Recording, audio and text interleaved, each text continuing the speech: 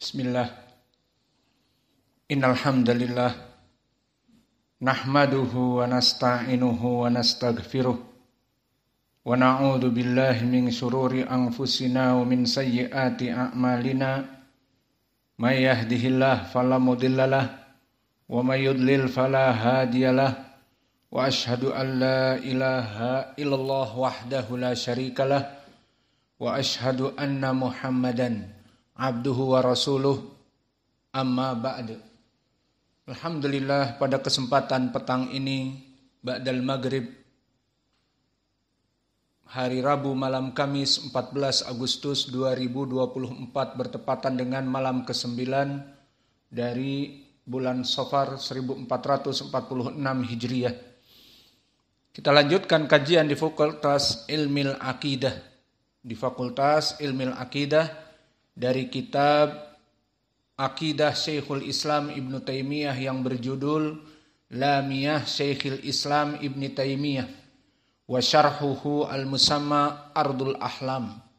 Maka syarahnya dari pembaca, dari penulis adalah Ardul Ahlam, Tanah Impian, syarah dari Lamiyah Syekhul Islam. Maka sebelum kita masuk kepada pembahasan, maka siapa yang mau setoran hafalan matan, tafadhalu.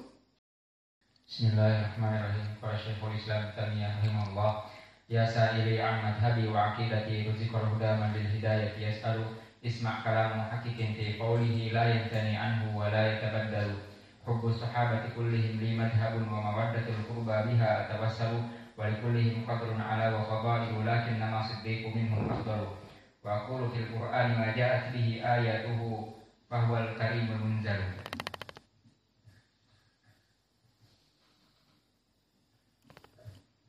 Qala Syekhul Islam Ibn Taimiyah rahimahullah ta'ala, ya sa'ili an madhhabi wa aqidati rizqal huda man al-hidayati yas'alu isma' kalama wa haqiqan fi qawlihi la yantani anhu wa la yatabaddalu hubbus sahabati kullihim li madhhabun wa mawaddatul qurba biha tawassalu wa likullihim qadrun ala fadailu lakinna as-siddiq minhum afdalu wa yaqulu fil Qur'ani ma ja'at bihi ayatuhu fahuwa karimul munzalu.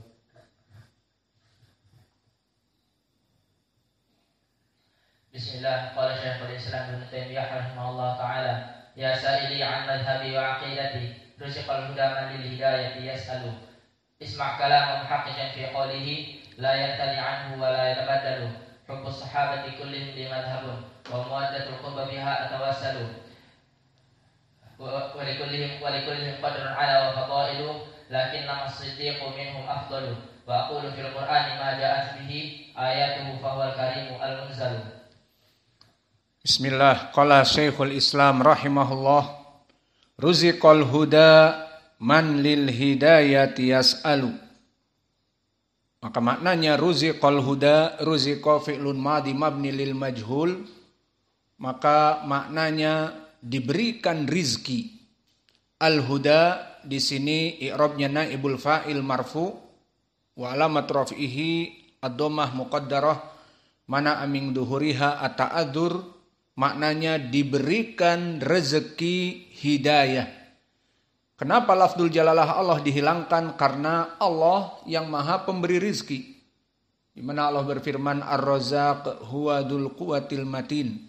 Bahwa Allah itu maha pemberi rizki. Berarti Allah yang memberikan rizki hidayah.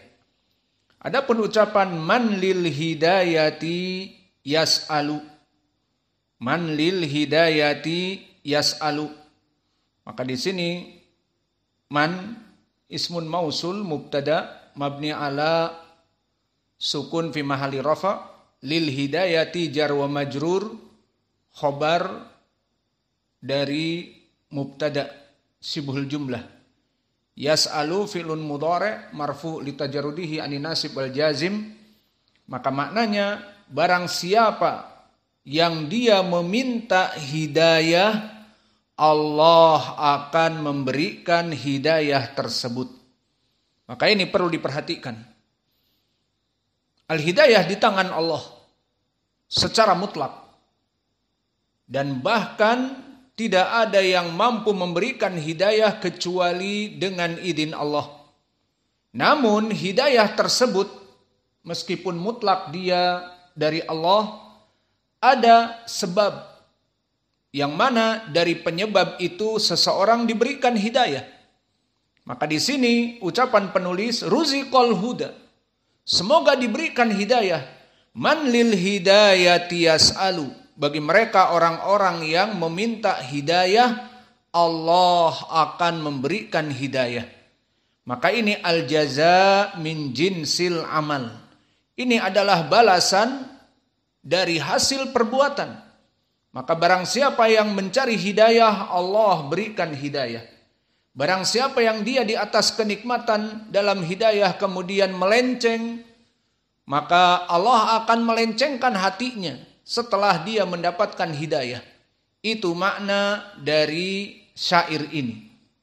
Maka barang siapa yang meminta al-hidayah, dia akan mendapatkan hidayah tersebut. Man jadda wajada. Barang siapa yang berusaha untuk mendapatkan hidayah, Allah akan memberikan hidayah itu dengan qadarnya. Mana dalilnya? Allah berfirman di Al-Quran, Walladina htadaw zadahum huda. Walladina htadaw, barang siapa yang ihtadaw, dia dalam keadaan meminta hidayah dan terus meminta hidayah padahal dia sudah seorang muslim dan sudah diberikan hidayah, meminta terus hidayah, zadahum huda, maka Allah akan terus memberikan padanya hidayah dan kekukuhan. Maka seorang ahli sunnah wal jamaah terus melaksanakan kewajiban-kewajiban dari apa yang diperintahkan oleh Allah dan menjauhi seluruh larangan. Melaksanakan sholat yang wajib 5 waktu dan melaksanakan sholat-sholat yang sunnah, sholat duha, sholat lail, dan melaksanakan kewajiban yang lain seperti menuntut ilmu.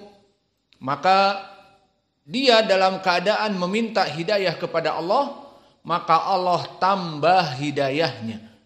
Walladina tadaw zadahum huda. Ini poin pendalilan barang siapa yang mencari hidayah, mencari sebab untuk mendapatkan hidayah, maka Allah akan memberikan hidayah tersebut. Maka oleh sebab itu Ibnu Katsir di dalam tafsirnya menyebutkan walladina qasadul hidayah wafaqahumullahu laha fahadahum ilaiha wa thabatahum 'alaiha wa zadahum minha. Maka di ayat ini menceritakan bagaimana orang-orang yang meminta hidayah kepada Allah. Dan kita setiap hari pun meminta hidayah di dalam salat 5 waktu kita. Ihdinas siratal mustaqim, siratal ladzina an'amta 'alaihim ghairil maghdubi 'alaihim waladdallin. Ini yang kita baca dari qiraah Hafiz. Namun tadi maghrib kita membaca qiraah siapa? Tidak ada yang jawab. Tadi maghrib kita membaca qiraah siapa? Qiraah Hamzah. Ihdinas siratal mustaqim, siratal ladzina an'amta 'alaihim ghairil maghdubi 'alaihim waladdallin. Itu di rakaat yang pertama. Rakaatkah yang kedua atau kebalikannya qiraah siapa? Tidak ada yang tahu. Allah musta'an. Qiraah Ya'qub Al-Hadrami Al-Basri, di mana disebutkan ihdinas siratal mustaqim, siratal ladzina an'amta 'alaihim ghairil maghdubi 'alaihim waladdallin. Iya apa tidak? Tadi kita baca itu. Maka kita meminta terus untuk diberikan hidayah setiap hari, anytime, anywhere, dimanapun kita berada. Kapanpun kita berdoa kepada Allah, ya Rabb teruskan berikan kepada kami hidayah. Ihdinas siratal mustaqim. Maka ucapan Allah, walladzina tadaw zadahum huda, Barang siapa yang terus meminta hidayah dan masuk kepada sebab-sebab hidayah, maka Allah akan terus memberikan hidayahnya. Dan begitupun pendalilan, kalau tadi di dalam Al-Quran, barang siapa yang mencari hidayah, Allah akan memberikan hidayah kepadanya. Seperti hadis juga yang diriwayatkan oleh Imam Ahmad dari rajulin minal ansor, sahabatnya mubham, rajul dari ansor. Maka seperti ini mahaluh, sahih atau tidak? Jawabnya sahih, tergantung kepada sanadnya. Karena seorang sahabi jika majhul, tidak diketahui seseorang dari ansor siapa dia, tidak berpengaruh. Karena seluruh para sahabat udul, seluruh para sahabat itu dipuji oleh Allah. Sehingga jika rawi itu dalam keadaan unknown, makna unknown tidak diketahui. Jika yang tidak diketahui di tabaqah, di tingkat dari sahabat, maka dia tidak berpengaruh meskipun tidak diketahui. Seperti banyak hadis, ja'a rajulun minal ansor, datang seseorang dari ansor meriwayatkan, ataupun rajulun min ashabin nabi, berkata seseorang dari sahabat Nabi, berkata Rasulullah. Kita tidak mengetahui siapa nama sahabat ini, yang jelas dia sahabi, atau rajulun minal ansor, seseorang dari ansor, dari sahabat, atau ja'a rajulun minal badiyah, datang seseorang dari badu. Maka di sini meriwayatkan, menanyakan kepada Nabi dan Nabi memberikan hadis. Maka di sini meskipun mereka dalam keadaan tidak diketahui siapa sahabat ini namanya, namun tetap diterima hadisnya. Jawabnya kenapa? Karena para sahabat tidak ada yang pendusta. Ini yang jadi catatan. Meskipun tidak diketahui siapa nama dari sahabat, maka setiap sahabat di sini diterima hadisnya. Kenapa? Karena telah dipuji oleh Allah dan Rasulnya. Di mana di Al-Quran Allah memuji mereka, kuntum khaira ummatin ukhrijat linnas.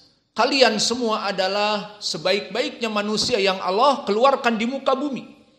Maka ini pendalilan yang pertama. Mana tafsirnya? Telah datang tafsir ayat ini diriwayatkan oleh Imam Al-Bukhari dari Abi Hurairah, yang mana kuntum khaira ummatin ukhrijat linnas, kalian itu orang yang terbaik yang Allah keluarkan dari muka bumi.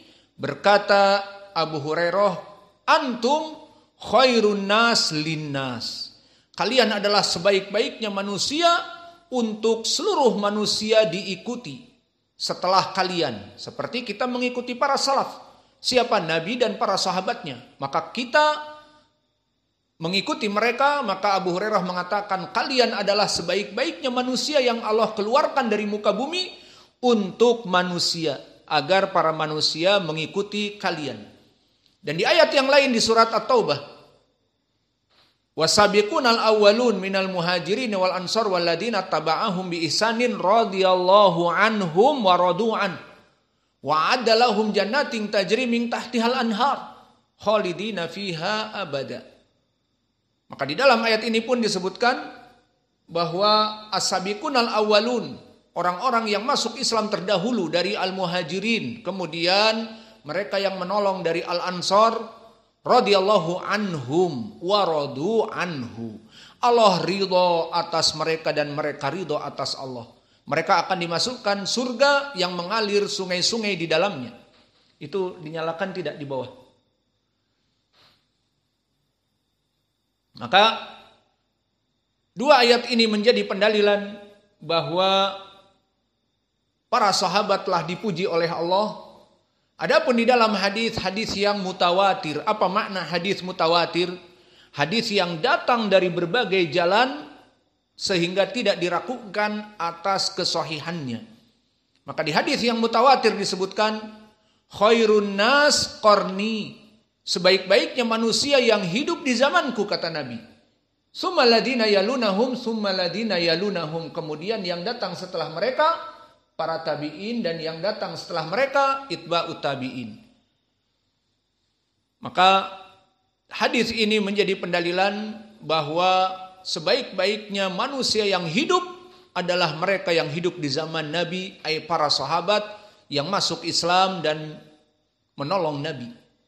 Dari pendalilan Al-Quran dan Sunnah ini yang 3 dalil kami sebutkan menjadi pendalilan di ilmi mustalah hadis, di ilmi hadis. Jika ada rawi dari seorang sahabat tidak diketahui namanya, ja'a rajulin minal ansar, ja'a rajulin min ashabin nabi, datang sahabat Nabi, datang dari Ansor berkata bahwa Nabi bla bla bla, maka di sini diterima riwayatnya karena mereka sahabat yang tidak berdusta. Allah telah memuji mereka radhiyallahu anhum. Maka di sini kembali kepada hadis bahwa hadis pendalilan barang siapa yang dalam keadaan meminta hidayah maka Allah akan memberikan hidayah. Maka dalil di dalam Al-Quran tadi walladzina tadau zadahum huda. Barang siapa yang terus meminta hidayah, Allah berikan hidayah di atas hidayah yang ada. Maka kita sangat butuh kepada hidayah Allah.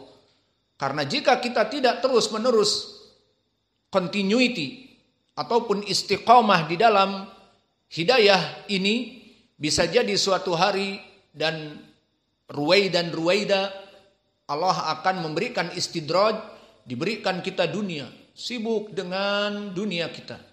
Malas belajar, malas untuk menuntut ilmu, malas untuk datang ke masjid sunnah, dan akhirnya terperangkap, tidak mendapatkan hidayah, dan akhirnya bisa jadi mendapatkan kesesatan.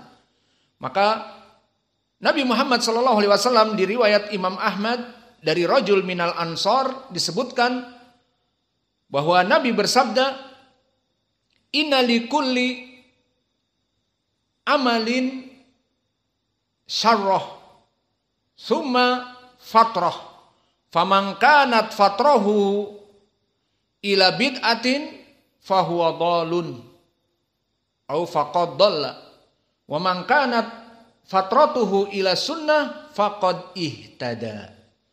Maka awas Nabi SAW mengatakan inna likulli amalin syarrah summa fatrah, bahwa Bani Adam dalam kehidupannya itu dari segi keimanan dan semangat dalam menuntut ilmu, belajar, ibadah, naik dan turun.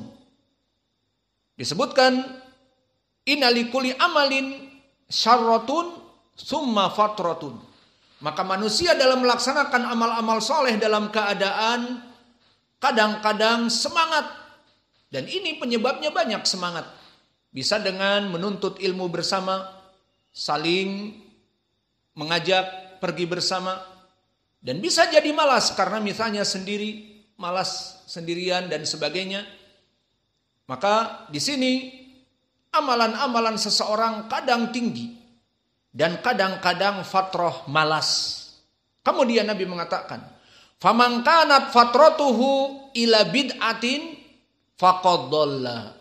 Maka di saat dia malas, kemudian dia melaksanakan amalan-amalan yang bid'ah, amalan-amalan yang merupakan kemaksiatan dalam kemalasannya itu, maka dia telah tersesat.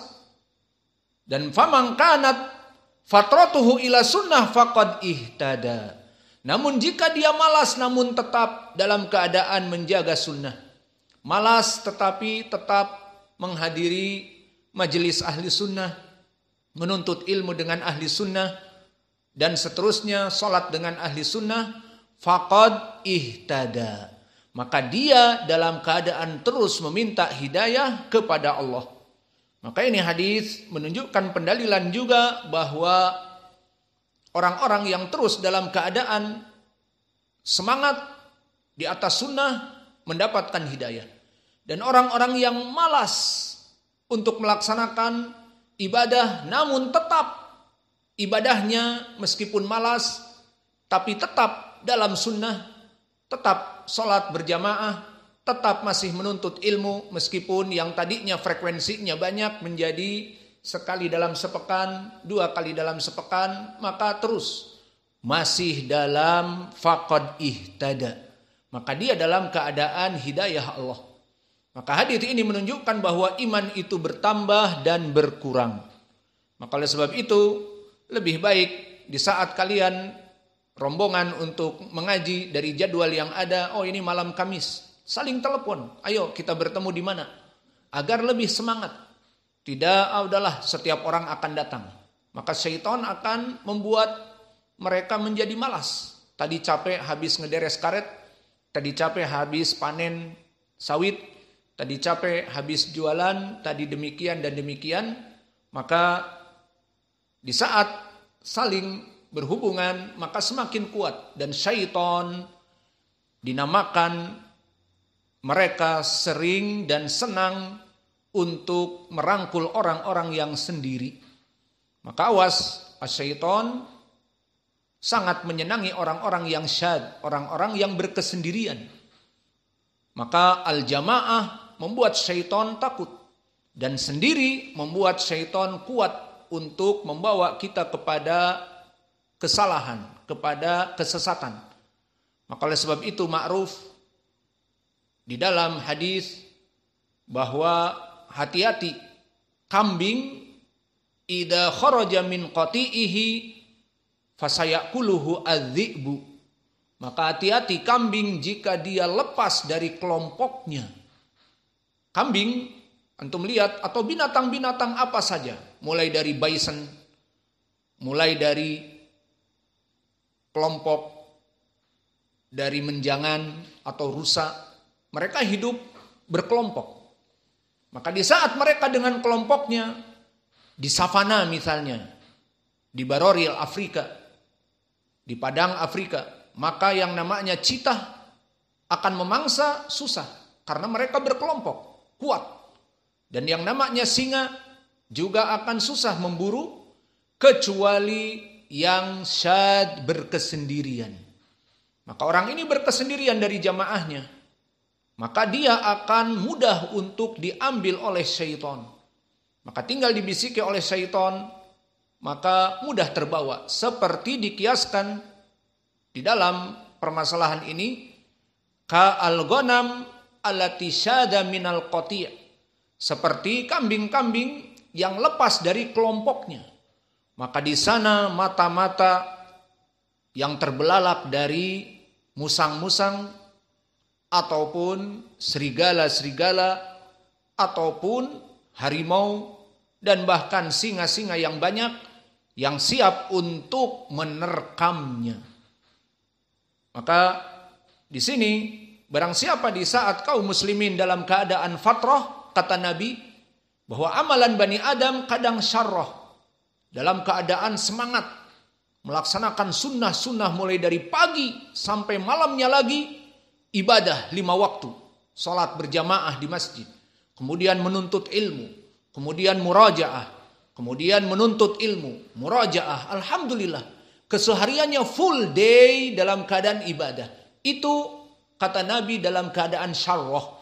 Namun kadang-kadang dalam keadaan fatrah, malas. Nah di sini masuk syaitan. Di saat malas dan dia diberikan kesempatan untuk melaksanakan amalan namun malas. Nah, di sini terbagi menjadi 2. Di saat malas datang syaitan padanya, membisikkan sesuatu, akhirnya dia melaksanakan penjauhan dari kelompoknya ahli sunnah, bergabung dengan selain kelompok ahli sunnah, berkesendirian dan sebagainya. Maka disebutkan di dalam hadis, jika dia melaksanakan peribadatan yang salah, kebid'ahan ataupun kemaksiatan, maka di saat dia jatuh dalam peribadatannya ini, faqad dhalla, dalam keadaan tersesat. Namun jika tadi ibadahnya dalam keadaan malas, namun dia tetap meskipun tadi full day dia melaksanakan ibadah, sekarang malas-malas tapi tetap melaksanakan sholat berjamaah dan malas menuntut ilmu, namun dalam sepekan 1 hari, 2 hari dan sebagainya, maka dia tetap dikatakan faqad ihtada, masih dalam hidayah Allah. Maka dari sini kita mengetahui barang siapa seseorang yang dia itu mencari dari kesesatan, maka Allah akan menyesatkannya. Berapa banyak dari kaum muslimin misalnya, tadinya dia salafi, masyhur. Si fulan salafi. Sekarang bukan salafi lagi, dengan jamaah yang lain. Atau kita mendengar bahkan Syekh fulan, salafi. Sekarang kami dengar dengan kelompok ISIS, kelompok teroris, kelompok Khawarij. Kami dengar Syekh fulan. Sekarang, dulu sunnah, sekarang ditahdzir oleh para ulama bahwa pemikirannya sesat. Maka kenapa bisa begitu? Itulah. Seperti tadi. Bahwa di saat kaum muslimin dalam keadaan semangat, maka dia beramal baik. Namun di saat dalam keadaan fatrah, dalam keadaan mulai malas, dan di situ dikuasai oleh syaitan, maka mulailah dia melaksanakan amalan-amalan tadi disebutkan, faman kanat fatrahu ila bid'atin faqad dhalla. Barang siapa dari malasnya itu dia melaksanakan kemaksiatan dan kesesatan dan kebid'ahan, maka dia telah sesat, dibawa oleh syaitan kepada kesesatan. Namun di saat dia malas, faman kanat fatratuhu ila sunnah. Meskipun dia dalam keadaan malas tapi tetap melaksanakan kewajiban-kewajiban meskipun sederhana, maka dia dalam keadaan masih dalam keadaan mendapatkan hidayah dari Allah. Maka di sana banyak dalil-dalil. Barang siapa seseorang yang tadinya beriman kepada Allah, tadinya bermanhaj akidah ahli sunnah wal jamaah, kemudian dia berpaling dari orang-orang ahli sunnah dan bergabung dengan orang-orang misalnya selain ahli sunnah, maka Allah menyesatkan sesuai apa yang dia cari. Mana pendalilannya? Banyak di ayat Al-Quran, di antaranya wa may yushaqiqir rasul mim ba'di ma tabayyana lahul huda wa yattabi' ghayra sabilil mu'minin nuwallihi ma tawalla wa nuslihi jahannam wa sa'at masira. Maka di dalam ayat ini jelas pendalilannya. Barang siapa yang yushaqiqir rasul, di saat dia malas tadi sebagai ahli sunnah namun sibuk dengan dunianya dan malas mulai dengan ibadahnya dan dia berkesendirian dan seterusnya, tidak mempunyai teman dan tidak mau bergabung dengan ahli sunnah, waman yushaqiqir rasul, dia mulai masuk kepada perkara-perkara yang berdosa.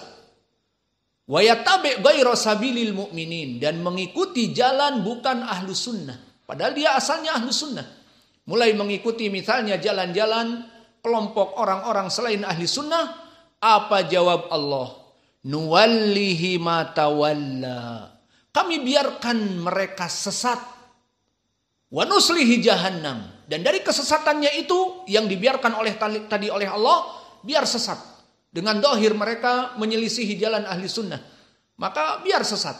Dan dari kesesatan itu kata Allah, nuwallihi ma tawalla wa nuslihi jahannam, kami kelak akan memasukkan api neraka. Kenapa? Mana dalilnya? Orang-orang yang sesat jalannya itu masuk api neraka. Hadis yang diriwayatkan oleh Ashabus Sunan dari sahabat Abdullah bin Amr bin Al-As, Abu Umamah, Anas ibnu Malik dan yang lainnya. Sataftariku ummati ila 73 firqah kulluha finnar illa wahidah. Maka umatku akan terpecah menjadi 73 kelompok, semuanya di api neraka. Illa wahidah, kecuali satu yang benar. Maka minta disifatkan di hadis ini, manhum ya Rasulullah, hum ma'ana alaihi wa ashabi. Mereka adalah orang-orang yang di atas sunnahku. Maka dari sini satu yang benar dan 72 yang sesat, maka dikatakan kulluha finnar, semuanya di api neraka. Maka di dalam ayat ini sama. Barang siapa yang mulai yushaqiqir rasul, tidak taat kepada Allah, tidak melaksanakan kewajiban-kewajiban, dan meninggalkan jamaahnya kaum muslimin ahli sunnah, apa kata Allah? Nuwallihi ma tawalla. Kami biarkan sesat.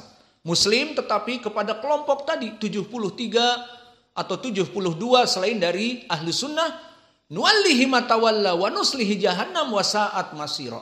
Kami biarkan mereka tersesat dan kami biarkan mereka masuk api neraka yang menghinakan. Dan juga di dalam ayat yang lain Allah berfirman, falamma zagu azaghallahu qulubahum. Maka di saat mereka mencari jalan untuk menyeleweng, ada tempat sunnah dan dia ahlu sunnah, namun menyeleweng, sudah tidak mau dengan kelompok sunnah. Azaghallahu qulubahum. Allah akan menjadikan di hatinya penyimpangan. Meskipun sudah dibahas bahwa ustadznya begini dan begitu, ataupun kelompok jamaah ini begini dan begitu, maka akan ditampakkan oleh Allah bahwa kelompok tersebut sesat misalnya. Kelompok tersebut bid'ah padanya. Kelompok tersebut sudah parah. Lebih baik mempunyai kelompok yang baru atau netral misalnya. Maka kelompok yang baru, kelompok yang selain ahli sunnah. Atau netral, tidak kepada kelompok yang sesat dan tidak kepada kelompok yang baik. Ada. Kata Nabi, 73 golongan, 72 di api neraka, 1 yang selamat. Ada kelompok tidak netral maksudnya, tidak sesat dan tidak masuk surga. Tidak ada. Maka hanya ada 1 yang selamat dan 72 yang masuk api neraka. Kulluha finnari illa wahidah. Maka di sini di dalam ayat ini falamma zagu, di saat mereka berpaling, mulai berpaling dari kelompok ahli sunnah dan tidak mau dengan kelompok ahli sunnah, dan jadilah hatinya membenci ahli sunnah, maka Allah akan azaghallahu qulubahum. Allah akan menutup jalan-jalan kepada kebaikan dan menyangka dan menganggap bahwa kelompok ahli sunnah yang ada di tempatnya paling sesat. Dari kelompok yang paling jauh dari sunnah. Dari apa yang dia lihat. Itu dari Allah. Maka awas hati-hati. Falamma zagu azaghallahu qulubahum. Di saat mereka berpaling dari sunnah, Allah palingkan hatinya. Maka di sini pun menjadi pendalilan barang siapa yang mencari sunnah, Allah akan memudahkan untuk masuk sunnah. Dan barang siapa yang ingin mendapatkan hidayah, Allah mudahkan hidayah. Dan barang siapa yang ingin mencari kesesatan, maka Allah akan memudahkan kepada kesesatan. Ini pendalilan 2 di dalam ayat Al-Quran.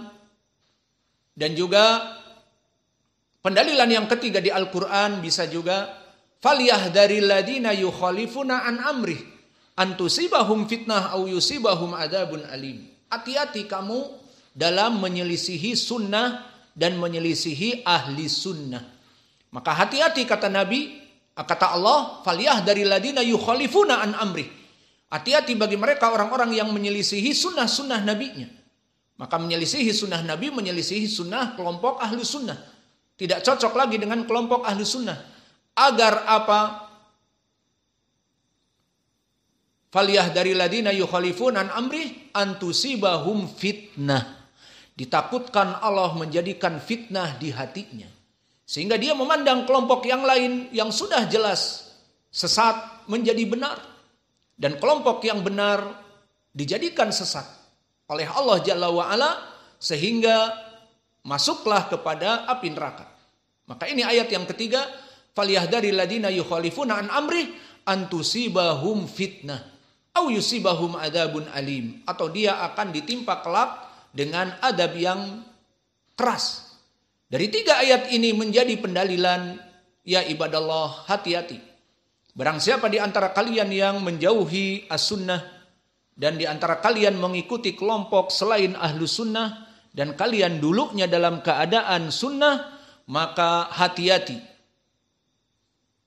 Ditakutkan Allah menutupi kebenaran di hati kalian dan kalian akan menjadi menilai orang-orang di luar sana yang benar.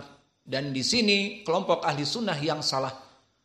Ini dari Allah, dikarenakan tadi falamma zagu azaghallahu qulubahum.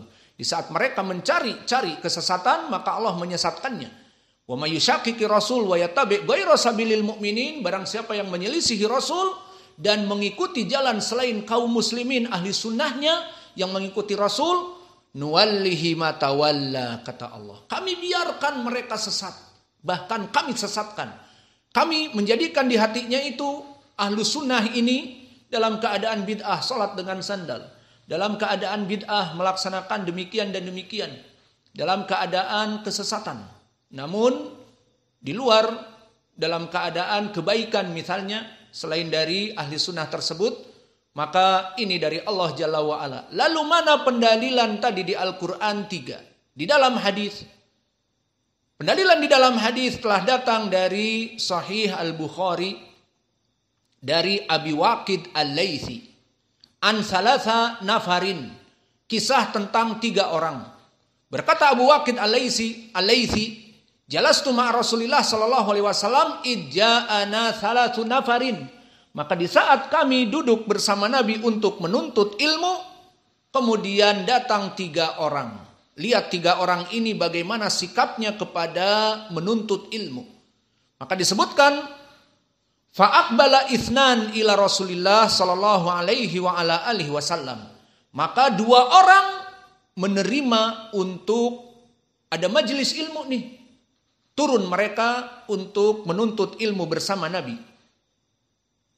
Fa'amma ihdahuma fara'a zihaman fa jalasa khalfa al-majlis. Fa'amma ahaduhuma fajalasa fil halqah. Maka dari 2 orang yang menerima ini, 1 orang melihat dalam keadaan semangat, ada kekosongan dekat kepada Nabi, dia mendekat dan mendengarkan apa yang diucapkan oleh Nabi. Dan tadi orang yang kedua yang menerima majelis ilmu, maka dia malu-malu duduk di belakang sehingga tidak banyak mengambil faidah, apalagi Nabi dulu tidak ada mikrofon, tidak seperti sekarang suara kita sampai kepada sekitar pondok. Maka di dalam masjid semuanya akan mendengar, dan juga di rumah-rumah ada mikrofon juga mendengar. Maka Nabi dulu mengajar tanpa mikrofon, orang-orang yang jauh jelas mungkin tidak mendapatkan suara yang baik. Apa dari hadis yang disebutkan oleh Nabi atau Al-Quran tidak didengar dengan baik. Maka inilah keadaan mereka. Falamma faragha, maka di saat selesai dari memberikan ilmu, maka Nabi menceritakan, ala ukhbirukum anin nafar ats-tsalatsah. Maka tahukah kamu jika aku berikan kepada kalian tentang 3 orang tadi, yang mana dia datang ke masjid, 2 menerima dan 1 pulang, tidak mau duduk dengan majelis kita. Maka disebutkan oleh Nabi, amma ahaduhuma fa'awa awallahu ilaihi. Maka untuk orang yang semangat tadi, dia datang di majelis, ada kosong di depan Nabi atau dekat Nabi yang jelas bisa mendengar, maka dia datang dan duduk dengan semangat, fa'awallahu ilaihi. Maka Allah memberikan hidayah kepadanya, hidayah yang banyak dan cepat mendapatkan keimanan yang tebal dan mendapatkan ilmu yang bermanfaat dan banyak.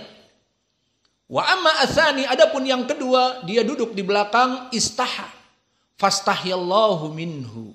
Maka orang ini malu. Maka dia di belakang kurang banyak mendengar faidah, maka Allah pun malu kepadanya, maksudnya diberikan hidayah tidak seperti orang yang nomor pertama tadi. Adapun yang ketiga, fa'amal akhar fa'a'radallahu anhu. Subhanallah. Adapun yang ketiga, yang tidak mau duduk dengan majelis ilmu, fa'a'rada, dia menolak untuk mendapatkan hidayah ilmu, fa'a'radallahu anhu, Allah menjauhkan hidayah darinya. Maka ini menjadi pendalilan ya ibadallah, seorang muslim diperintahkan untuk menuntut ilmu. Talabul ilm faridatun ala kulli muslim. Menuntut ilmu itu adalah wajib, datang dari 2 hadis, hadis Anas dan hadis Abi Sa'id Al-Khudri. Yang keduanya dari jalan yang dhaif, namun banyak jalannya bisa naik kepada derajat sahih li ghairi. Disahihkan oleh Syekh Al-Albani dan Syekh kami Mukbil dan yang lainnya. Maka menuntut ilmu itu adalah wajib. Dan dalil menuntut ilmu adalah wajib juga di hadis yang datang dari 5 sahabat, datang dari Ibnu Umar, datang dari Abi Hurairah, datang dari Ibnu Abbas, datang dari Abdullah bin Mas'ud, datang dari Ibnu Abbas yang mana lafadznya sama, berkata Rasulullah sallallahu alaihi wa ala alihi wasallam, "Idza marartum bi riyadil jannah farta'u." Faqilu au faqalu ya Rasulullah fama riyadul jannah? Qala Rasulullah sallallahu alaihi wa ala alihi wasallam, hilaku dzikr, majalisul ilm. Apa kata Nabi? Jika kalian mengetahui ada di suatu masjid yang mana dia itu dinamakan riyadul jannah, farta'u, maka wajib bagi kaum muslimin untuk singgah ke taman-taman surga. Dilakobi majelis ilm seperti sekarang kita ini dengan taman-taman surga. Barang siapa yang mengetahui bahwa di suatu masjid, di suatu tempat ada taman-taman surga, tempat menuntut ilmu, apalagi yang dikaji kitab ahli sunnah, mudarisnya mudaris ahli sunnah, dan juga tempatnya tempat ahli sunnah, farta'u, maka turunlah, belajarlah dengan majelis itu. Ini perintah dari Nabi. Maka dikatakan oleh para sahabat, wa mariyadul jannah, apa itu taman-taman surga ya Rasulullah? Qala hilaku dzikr, lingkaran ilmu, diriwayat majalisul ilm, majlis ilmu. Maka menuntut ilmu dari dua hadis yang sahih ini adalah wajib. Barang siapa yang mendengar ada majelis ahli sunnah, maka berapapun jauhnya dikejar, maka berapapun dia itu membutuhkan jarak dan waktu dikejar. Untuk apa? Untuk mendapatkan hidayah tadi dan untuk mendapatkan taman-taman surga. Pertanyaan yang besar, kenapa majelis ilmu seperti kita ini dinamakan taman-taman surga? Dikarenakan orang yang duduk padanya akan menyebabkan masuk surga. Mana dalilnya? Hendak ya Hudzaifah, mana dalilnya? Bahwa orang-orang yang duduk di majelis ilmu dia akan dimudahkan kepada surga, maka dinamakan majelis ilmu dengan riyadul jannah, taman-taman surga. An Abi Hurairah radhiyallahu anhu qala qala Rasulullah sallallahu alaihi wasallam, man salaka tariqan yaltamisu fihi ilman sahalallahu bihi tariqan ila al-jannah. An Abi Hurairah akhrajahu man muttafaqun alaih. Galtan akhrajahu man ya Muhammad. Sari akhrajahu man ya Abdurrahman. Daiman antum tafham. Akhrajahu Muslim, tafarrada bihi Muslim, berkesendirian Muslim, bukan muttafaqun alaih. Tidak, Imam Al-Bukhari tidak mengeluarkan hadis ini. Sudah benar jawabannya, namun kita sebagai ihtimam kepada ilmu hadis, maka kita tanya juga, hadis itu siapa sahabatnya, dikeluarkan oleh siapa? Tadi sudah dijawab baik dari Abi Hurairah, maka jawabannya benar namun kurang, diriwayatkan oleh Imam Muslim, bukan muttafaqun alaih. Maka di sini disebutkan barang siapa yang meniti jalan untuk terus-menerus di majelis ilmu, dia akan dimudahkan masuk surga. Maka ini tadi kenapa dinamakan riyadul jannah, taman-taman surga, majelis-majelis ilmu itu, karena menyebabkan orang yang belajar terus di dalamnya akan menyebabkan dia masuk kepada surga.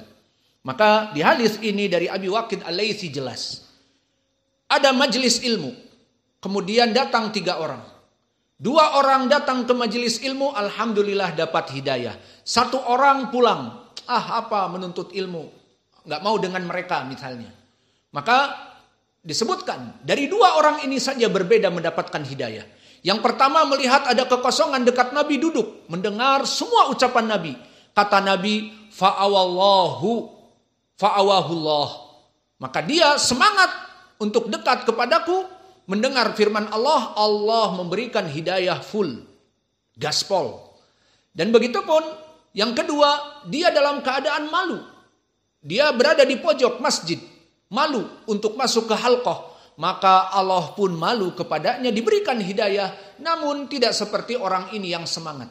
Adapun yang berpaling, a'rada fa'aradallahu anhu. Ini poin pendalilannya. Barang siapa yang mencari kesesatan, dia menyeleweng, tidak mau mengikuti ahli sunnah, dan tidak mau duduk dengan ulamanya ahli sunnah, atau tulabatul ilmnya ahli sunnah, atau kelompok ahli sunnah, mau kemana? Duduk dengan siapa? Duduk dengan kelompok as-sufiyah, atau duduk dengan orang awam, atau duduk dengan orang-orang al-hizbiyah, ataupun duduk dengan orang-orang yang tidak jelas manhajnya, maka a'radallahu anhu, Allah memalingkan hatinya. Sehingga dia akan dipenuhi di hatinya itu bahwa ini adalah tempat yang paling buruk di dunia. Dan di sana, di luar sana, tempat yang baik. Dan seperti itu keadaannya. Maka ini pendalilan dari hadis. Maka oleh sebab itu, al-hidayah barakallahu fikum adalah suatu perkara kenikmatan yang paling besar. Maka Allah Jalla wa'ala dari kaidah yang bisa kita ambil dari ayat-ayat tadi, penyebab hidayah dengan meminta hidayah kepada Allah dengan mentaatinya. Dan penyebab kesesatan tadi lari dari majelis ilmu dan juga lari dari perintah-perintah Allah dan mengikuti jalan selain kaum muslimin. Wa man yushaqiqir rasul mim ba'di ma tabayyana lahul huda wa yattabi' ghayra sabilil mu'minin. Barang siapa yang tidak mentaati Nabi dan mengikuti jamaah selain jamaah ahli sunnah, apa balasannya? Nuwallihi ma tawalla. Kami biarkan hatinya sesat, mengikuti, menganggap benar kelompok-kelompok selain ahli sunnah. Wa nuslihi jahannam, dan kami masukkan kepada api neraka sesuai hadis 73 kelompok, 72 di api neraka, satu yang benar. Maka dari sini kita rumuskan bahwa sungguhnya hidayah itu Allah berikan kepada mereka orang-orang yang mencari hidayah. Maka barang siapa yang terus dalam keadaan ketaatan mencari hidayah meskipun dalam keadaan malas tadi. Di hadis yang sahih diriwayatkan oleh Imam Ahmad dari rajulin minal ansar, bahwa ibadah seseorang kadang-kadang dalam keadaan semangat, kadang-kadang malas. Barang siapa yang dalam keadaan malas, falamang kana fatratuhu ila sunnah faqad ihtada. Meskipun dia dalam keadaan malas, yang tadinya sholat malam 11 rakaat jadi 1 rakaat. Yang mana dia sholat duha dalam keadaan 4 rakaat jadi 2 rakaat. Yang mana dia hadir di majelis ilmu setiap hari hanya sekadar 1 malam, 2 malam. Maka malas tetapi tetap dalam keadaan sunnah, masih dalam keadaan sunnah. Namun jika dalam keadaan sendirian dan malas diikuti oleh syaitan, maka akhirnya melaksanakan dari perkara-perkara yang bid'ah tadi disebutkan, faman kanat fatratuhu ila bid'ah faqad dhalla, kata Nabi.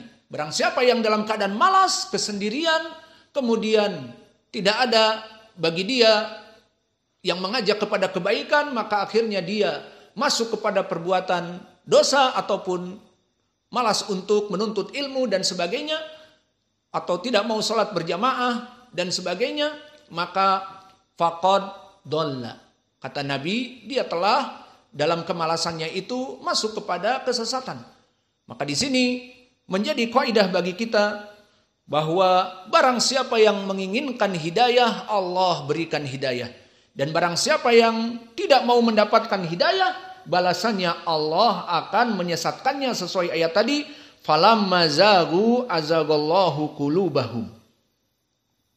Dan dulu orang-orang Yahud, kenapa mereka dilaknat oleh Allah dan mereka dijadikan simbol dari kelompok yang sesat? Dikarenakan mereka dulu diperintah untuk mengikuti ajaran Musa dan mereka berpaling. Dan akhirnya mereka dilaknat oleh Allah seperti Allah berfirman di dalam surat Al-Maidah, fabima naqdihim mitsaqahum. Maka di saat mereka itu melanggar dari janji-janji mitsaqahum, perjanjian yang Allah ada pada mereka dengan ajaran yang dibawa oleh Nabi Musa, maka la'annahum, kami melaknati mereka. Wa ja'alna qulubahum qasiyah yuharrifuna al-kalima an mawadhi'ihi. Maka mereka akhirnya hati-hati mereka qasiyah, hati-hati mereka sesat. Dan mereka mentakwil-takwilkan ayat yang benar sesuai dari pemahaman mereka. Susah, sudah. Maka orang-orang Yahud disebutkan di Al-Quran, al-maghdub alaihim. Mereka orang-orang yang dimurkai oleh Allah. Dan juga disifatkan mereka mempunyai ilmu tetapi menyesatkan dari ilmunya. Seperti di dalam ayat Matsalul ladina humilu taurata summa lam yahmiluha kamatsalil himar yahmilu asfara.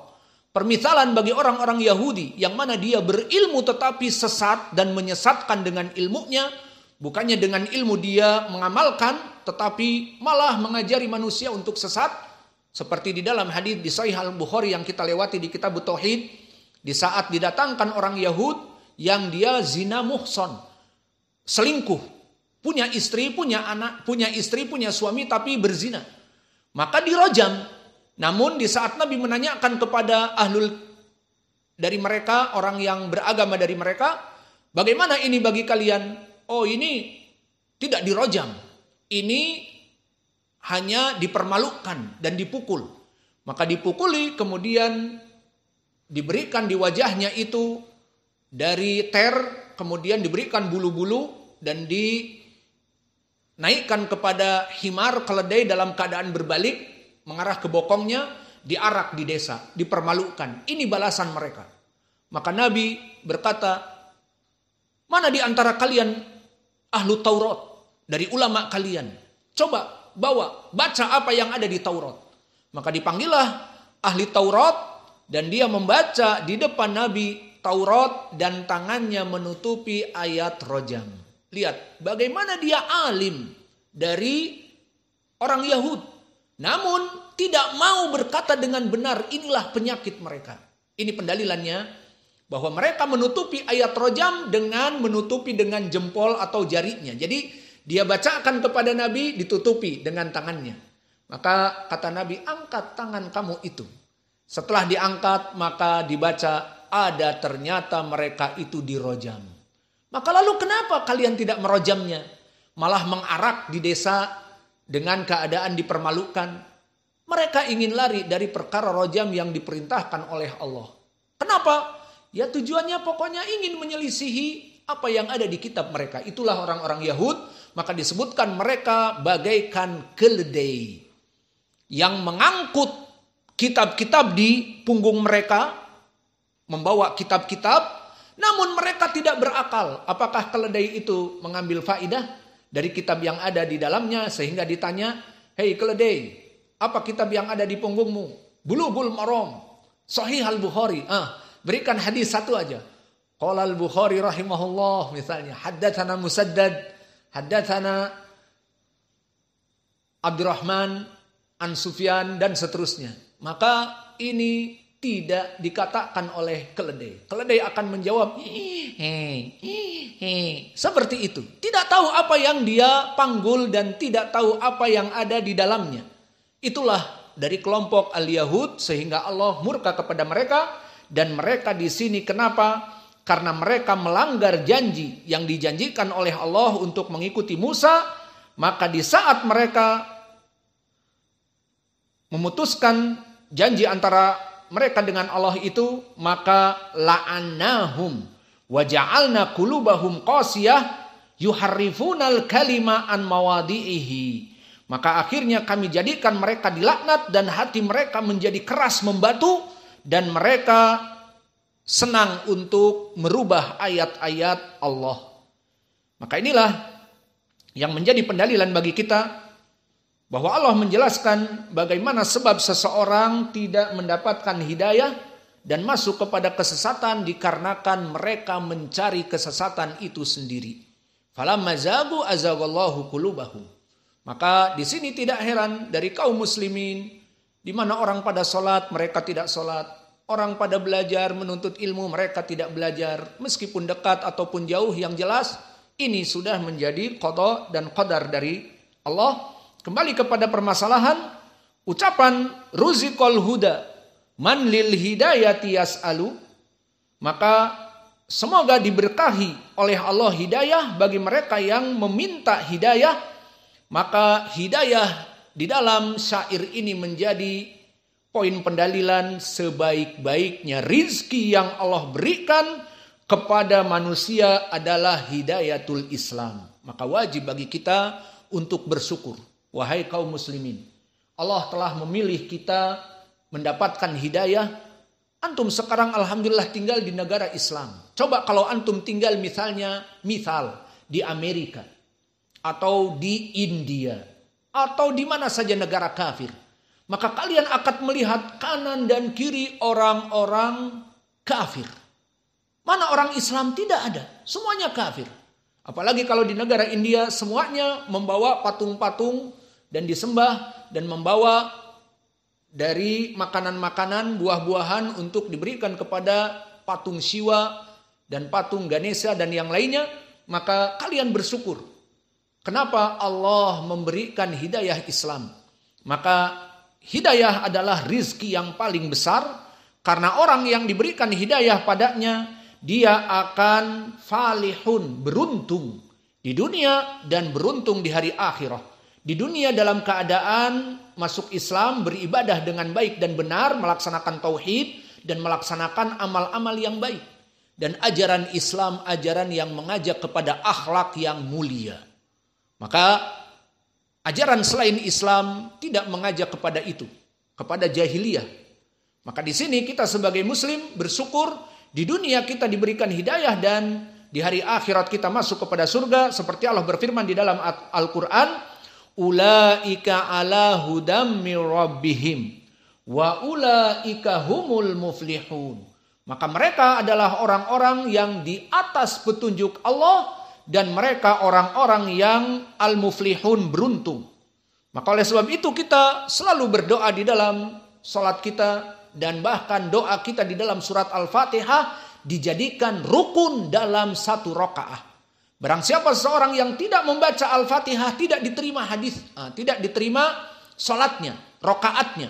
Seperti di dalam hadis yang muttafaqun alaih dari Ubadah bin Samit, la salata liman lam yaqra bi Fatihatil kitab. Tidak diterima salat seseorang sampai dia membaca Al-Fatihah. Kenapa? Karena di dalamnya ada permintaan yang agung kepada Allah. Apa? Minta diberikan petunjuk. Dan bukan petunjuk orang Yahudi dan petunjuk yang diberikan kepada orang Nasara, tetapi petunjuk yang diberikan kepada kaum muslimin. Maka di dalam salat kita membaca ihdina as-sirata al-mustaqim. Bahwa kita meminta kepada Allah agar Allah menunjukkan kita kepada jalan yang lurus. Maka jika kita rujuk bahwa nikmat hidayah yang Allah berikan kepada kita dari rizki yang paling prima, ternyata jika kita merujuk kepada para anbiya, kita melihat kerabat dekat dari para anbiya, justru mereka tidak mendapatkan hidayah. Dan kita orang yang jauh dari kelompok para nabi, nabi telah meninggal 1400 tahun yang lalu. Maka kita lahir 1975-an dan seterusnya. Maka Allah memberikan hidayah meskipun kita tidak mengenal Nabi Muhammad. Dan Nabi Muhammad dari Arab, kita bukan dari Arab. Jauh dari nasab, jauh dari tahun. Namun Allah memberikan kita hidayah. Maka lihat, kita rujuk kepada para nabi. Maka mereka dalam keadaan kafir. Mereka dalam keadaan musyrik. Allah tidak menginginkan rizki kepada mereka. Maka oleh sebab itu kita harus bersyukur kepada Allah. Di mana Allah berfirman, fa in ta'uddu nikmatallahi la tuhsuha innal insana ladzalumun kafar. Maka jika kalian menghitung-hitung hidayah dari kenikmatan Allah itu, terutama hidayah, kalian pasti akan selalu bersyukur. Namun berapa banyak dari kalian yang kufur kepada nikmat. Maka lihat yang kufur kepada nikmat. Ngaku muslim, KTP-nya tertulis muslim. Kemudian sholat 5 waktu tidak melaksanakan sholat. Ataupun puasa tidak melaksanakan puasa. Atau jika melaksanakan sholat 5 waktu tetapi tidak berjamaah, dan ini pun dosa besar. Dan di sini bagaimana dari rasa syukur dia? Maka dikatakan innal insana ladzalumun kafar. Maka berapa banyak dari manusia yang mereka itu kufur kepada kenikmatan. Maka nikmat Islam yang ada pada kita ini jangan kita kufuri. kufur nikmat dengan meninggalkan rukun Islam dan rukun iman, maka wajib bagi kita untuk terus taat dengan harapan semakin kita taat kepada Allah, semakin bertambah keislaman dari hidayah yang Allah berikan kepada kita. Sesuai ayat Allah berfirman, la in syakartum la azidannakum. Jika kalian mensyukuri dari hidayah, la azidannakum, kami akan terus over and over again, more and more again, menambahkan hidayah yang disyukuri tersebut. Sehingga hidayah Islam yang ada pada kita syukuri. Dengan mentaati perintah Allah dan menuntut ilmu, maka Allah akan menambahkan kenikmatan dari kesyukuran kita atas Islam ini. Sehingga kita menjadi muslim yang kuat imannya. Kita menjadi muslim yang terbaik. Maka jika kita rujuk kepada para anbiya di zaman Doeloe, pakai ejaan Suwandi karena dulu, sebelum kita lahir. Nabi Nuh bahkan. Maka lihat kepada Nabi Nuh. Yang mana Nuh berdakwah berapa tahun? Berapa tahun dakwahnya Nuh? 4 tahun? 5 tahun? 20 tahun? 950 tahun. Alfa ila khamsina am. 1000 kurang 50 tahun. Maka berapa dari mereka kelompok yang dekat dengan Nabi namun tidak bisa diberikan hidayah? Maka Allah berfirman kepada istrinya Nuh, istrinya tidak bisa diberikan hidayah. Dan Nabi Lut, istrinya tidak bisa diberikan hidayah. Maka Allah berfirman di dalam Al-Quran, daraballahu mathalan lilladina kafaru imra'ata Nuhin wa imra'ata Lut kanata tahta abdain min ibadina salihin. Bahwa Allah menjadikan permisalan bagi dua perempuan yang merupakan orang terdekat. Perhatian, istri adalah orang terdekat dari kita. Di mana istri kita mengetahui apa yang kita lakukan di malam-malam hari di kamar, yang orang lain tidak mengetahui, bahkan anak-anak kita tidak mengetahuinya. Dia tidur di kamar yang lain, kita dengan istri di kamar kita. Maka dia yang paling banyak mengetahui dari suaminya dan suaminya paling banyak mengetahui istrinya. Namun orang terdekat seperti ini tidak dijamin masuk surga meskipun suaminya Nabi Nuh. Istri Nuh kafir musyrik. Dan begitu pun Lut, istrinya kafir musyrik. Maka disebutkan imra'ata Nuhin wa imra'ata Lut kanata tahta abdain min ibadina salihin. Keduanya mempunyai suami dari orang-orang yang saleh. Tapi kenapa fakhanatahuma falam yugniya anhuma minallahi syai'a wa qila dukhulan nar ma'ad dakhilin. Maka karena mereka menyelisihi dari ajaran apa yang dibawa oleh Nuh dan Lut, kedua istri ini menjadi musyrik kafir dan tidak mau mengikuti suaminya dan dipersilahkan untuk masuk kepada api neraka yang penuh di dalamnya orang-orang yang diazab. Maka begitupun jika kita rujuk kepada yang dekat Nabi kita Muhammad. Maka Nabi kita Muhammad tidak bisa memberikan hidayah kepada pamannya yang paling dicintai. Maka tadi Nuh sangat mencintai istrinya.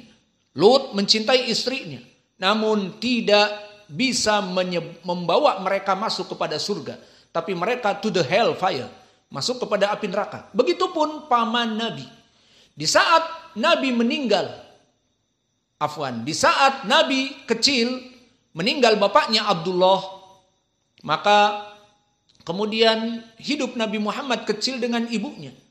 Maka di saat safar ibunya meninggal, maka jadilah Nabi Muhammad yatim piatu. Maka akhirnya kakeknya Abdul Muttalib mengangkat dia. Kemudian Abdul Muttalib yang sudah tua dan dalam keadaan tidak mampu lagi, akhirnya Abu Talib sebagai paman Nabi, dia mengambil dari asuhan Nabi. Maka lihat bagaimana paman Nabi yang sangat dekat kepada Nabi dan sangat mencintai Nabi. Maka dia mendidik Nabi Muhammad sebagai seorang rijal, laki-laki Arab yang gagah perkasa dan tidak takut, dan dalam keadaan as-sidq, dalam keadaan kebenaran, tidak berdusta.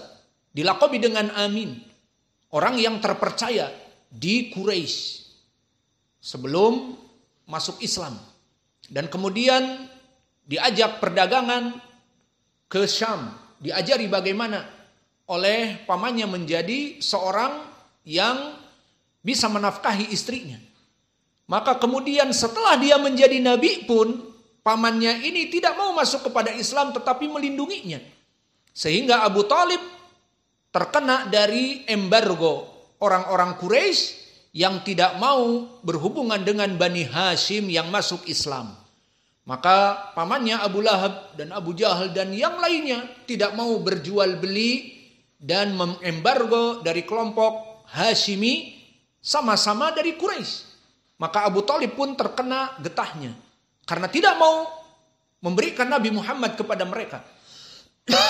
Maka akhirnya tidak mau masuk kepada Islam ini membuat sedih Nabi Muhammad, dan disebutkan di hadis yang muttafaqun alaih dari Musayyib ibni Haznin.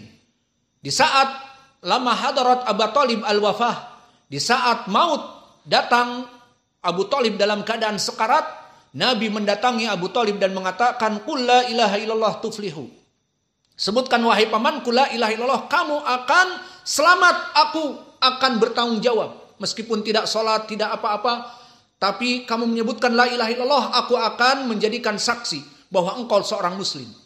Namun tidak mau, apalagi di sebelahnya ada Abdullah ibnu Abi Umayyah dan Abu Jahal, yang mana keduanya gembong kemusyrikan. Lalu Abu Jahal mampus di perang Badr dalam keadaan kesyirikan, to the hell, di api neraka yang kekal, forever in hell, kekal di api neraka. Abdullah ibnu Abi Umayyah, Allah berikan hidayah masuk Islam. Kapan?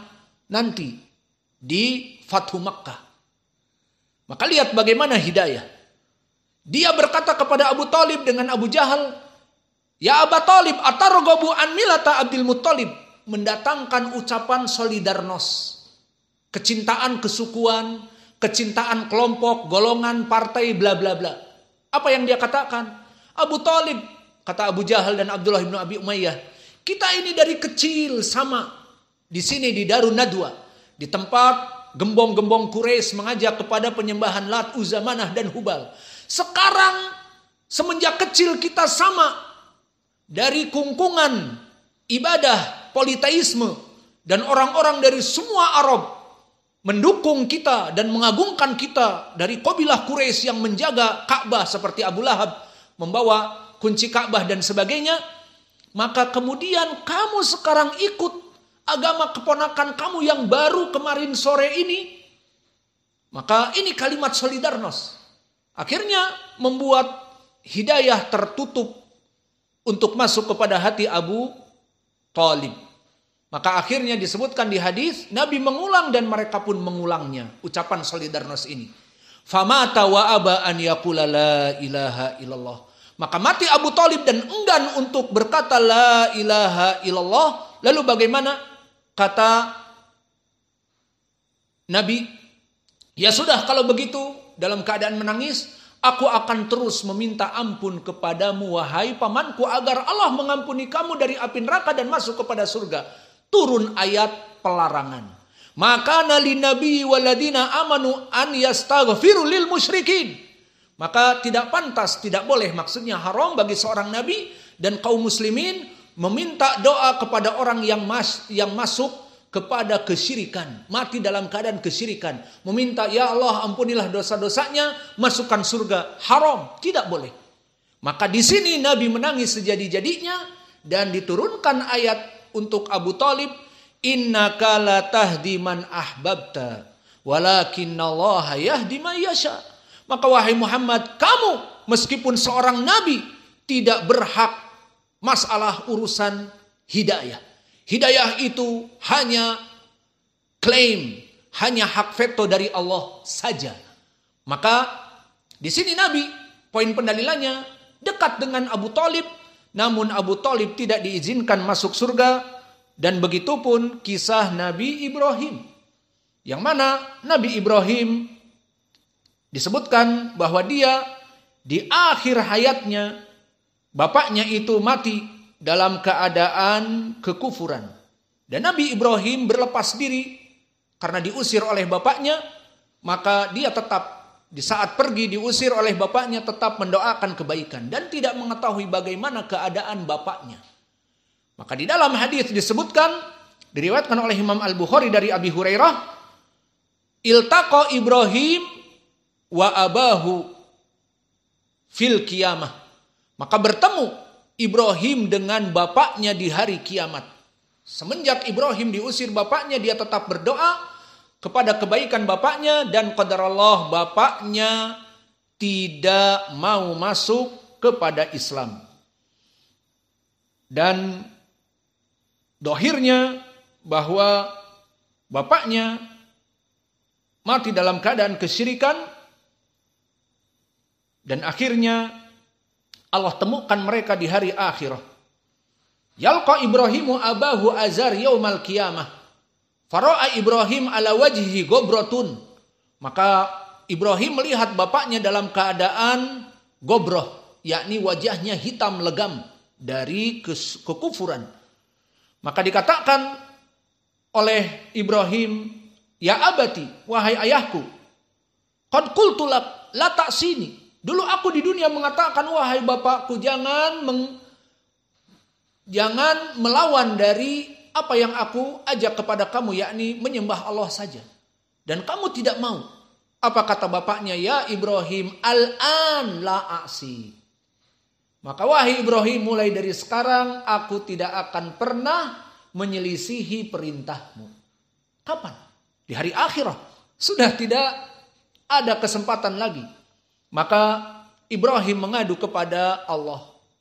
Di saat bapaknya mengatakan, minal an la a'si. Mulai hari ini wahai Ibrahim, aku tidak akan pernah menyelisihi ucapanmu dan aku akan menyembah Allah. Maka Ibrahim dalam keadaan bersedih, menangis dan mengatakan, ya Rabb, inna kawa'atani ala tuhzini yawma yub'atsun fa'ayul khizya hadihi. Maka wahai Allah, engkau berjanji, engkau khalilku.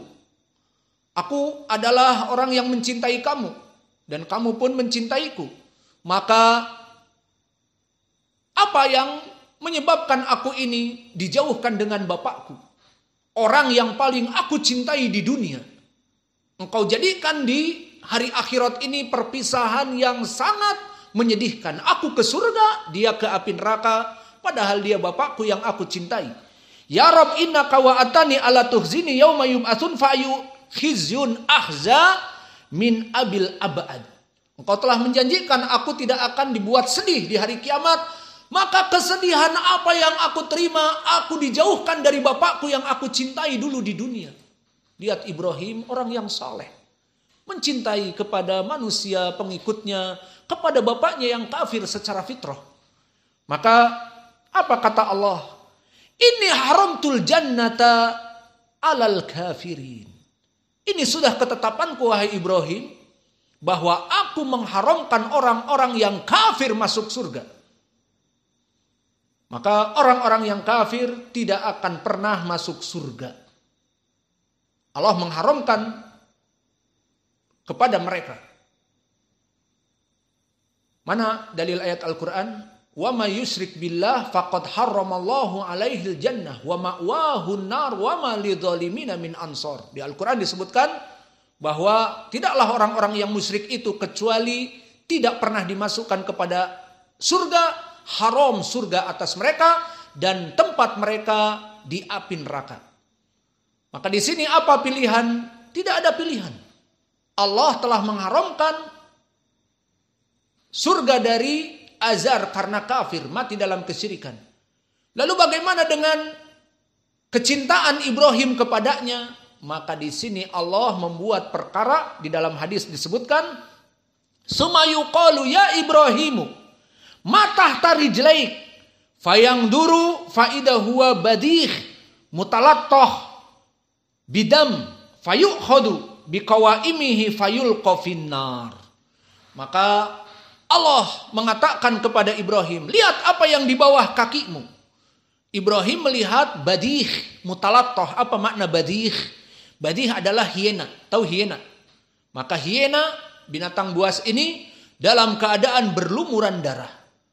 Fayulqa finnar, kemudian dilempar kepada api neraka. Maka Ibrahim melihat keadaan itu, pada hakikatnya dia adalah bapaknya. Maka bagaimana kalau bapaknya dalam keadaan tampang, bapaknya dilemparkan kepada api neraka? Ibrahim akan merasa sedih melihat bapaknya menjerit, dilemparkan ke api neraka dalam keadaan membuncah darah. Maka dijadikanlah rupa dan bentuk bapaknya seperti hyena agar Ibrahim tidak merasa sedih. Maka Allah melaksanakan apa yang dia inginkan dan Allah mencintai Ibrahim. Namun di sini lihat, tidak ada nepotisme dalam Islam. Maka oleh sebab itu, dulu Nuh tidak bisa mendakwahi istrinya, dengan Lut sama juga masuk kepada api neraka, dan begitupun anaknya Nuh. Maka Nuh mempunyai anak yang sangat dicintai, anak laki-laki. Semua orang bapak dan ibu juga mencintai anak laki-laki, karena anak laki-laki berbeda dengan anak perempuan. Maka diharapkan anak laki-laki ini akan menjadi dai dan masuk kepada Islam yang diajarkan Nuh, namun kebalikannya.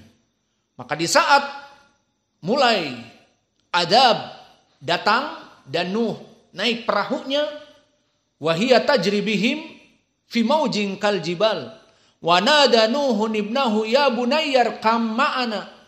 Maka di saat Nuh naik kepada perahu dan sudah terjadi banjir bandang, maka dia melihat kepada anaknya, wa nada Nuhun ibnahu ya bunayyar kam ma'ana wala takum ma'al kafirin. Wahai anakku, ayo naik. Diberikan kesempatan, lihat, oleh Nuh. Di saat datang banjir bandang dan Nuh sudah naik perahu. Wahai anakku, mau kemana? Lihat banjir bandang. Ayo naik. Namun lihat tadi kaidah, falamma zagu azagallahu qulubahum. Di saat mereka mencari kesesatan itu sendiri, Allah sesatkan hatinya.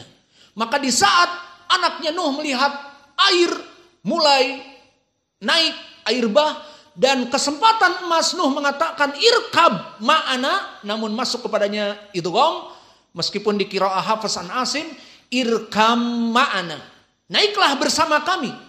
Maka di sini dengan kesombongan apa dia katakan? Qala sa'awi ila jabali ya'simuni minal ma'. Dengan pongah dia mengatakan, air bah ini wahai bapakku tidak menjadi masalah. Sa'awi ila jabali ya'simuni minal ma'. Aku akan naik kepada gunung yang paling puncak tinggi itu, akan menyelamatkan aku dari air bah yang Rob kamu ciptakan ini. Apa kata Allah? La asimal yauma min amrillah.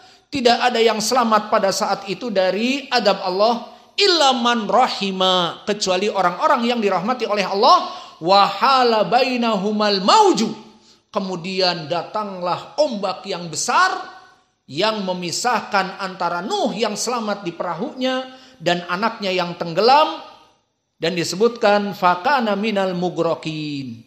Maka Nuh tidak bisa menyelamatkan anaknya, dan anaknya termasuk orang-orang kafir musyrik yang tenggelam.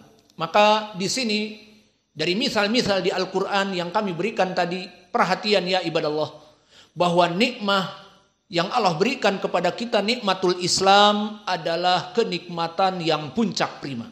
Jadi wajib bagi kita untuk mensyukurinya, kalau tidak Allah akan menyesatkan kita. Dan di sini kita ambil pelajaran bahwa hidayah itu tidaklah nepotisme. Apa makna nepotisme? Bahwa hidayah itu bisa diberikan untuk orang yang dekat-dekat. Seperti nepotisme maknanya, bapaknya seorang gubernur, anaknya jadi wali kota. Atau anaknya menjadi wali kota, bapaknya menjadi wali kota, maka anaknya menjadi camat misalnya. Atau bapaknya menjadi camat, anaknya bisa menjadi Pak Jorong. Itu maksudnya nepotisme. Bahwa kebaikan itu bisa diberikan dengan kemudahan. Namun dalam permasalahan hidayah tidak ada nepotisme. Maka Nabi Muhammad yang sangat mencintai pamannya tidak bisa diberikan hidayah kepada pamannya. Dan Nabi Nuh mencintai anak dan istrinya tidak bisa diberikan hidayah anak dan istrinya. Dan Nabi Lut tidak bisa memberikan hidayah kepada istri tercintanya. Dan begitu pun Nabi Ibrahim yang mencintai bapaknya tidak bisa memberikan hidayah kepada bapaknya. Karena hidayah mutlak di tangan Allah. Seperti Allah berfirman, innaka la tahdi man ahbabta walakinallaha yahdi may yasha. Sesungguhnya kamu wahai Muhammad pasti tidak akan bisa memberikan hidayah masuk seseorang kepada Islam dan masuk kepada surga kecuali hidayah itu ada di tangan Allah. Maka kembali kita bersyukur atas nikmat kita. Maka semangat dari sekarang tambah menuntut ilmu, tambah melaksanakan ibadah-ibadah agar kita mensyukuri Islam yang Allah berikan kepada kita sehingga Allah menebalkan keimanan dan Islam kita menjadi lebih kuat dan Allah meninggalkan kita dalam keadaan di dunia ini meninggal dalam keadaan istiqomah. Maka inilah yang bisa kita berikan dari syarah Ruziqal Huda Man Lil Hidayati Yas'alu. Dan insyaallah di pelajaran yang akan datang besok kita masuk kepada ucapan berikutnya, Isma' kalama muhaqqiqin fi